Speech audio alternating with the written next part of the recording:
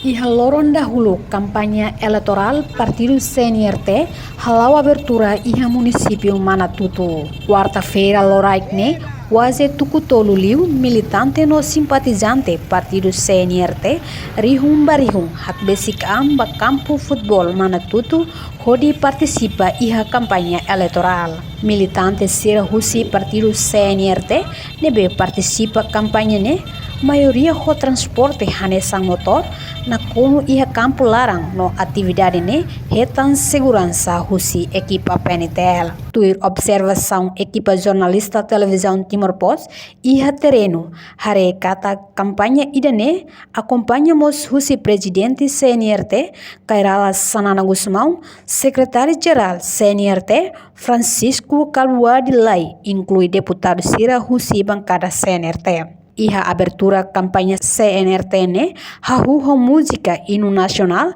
Pátria Pátria. Depois halo minuto de silêncio nebe presidi husi naib presidente Partido CNRT Kairala Sanana Gusmão. Atividade kampanye eleitoral ne acompanhamos husi artista Cidália hodi halibur militante no apoiante Sira durante kampanye.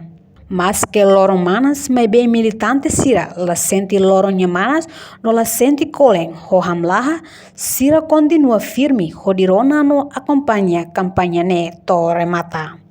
Iha observação ne nota kata município Manatutu quase na kon hokores bandeira CNRT nyen iha cada uma kain.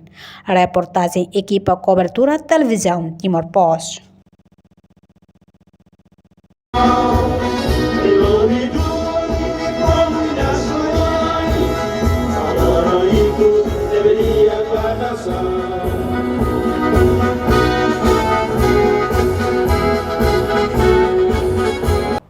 Janela informação by Emma Hotu.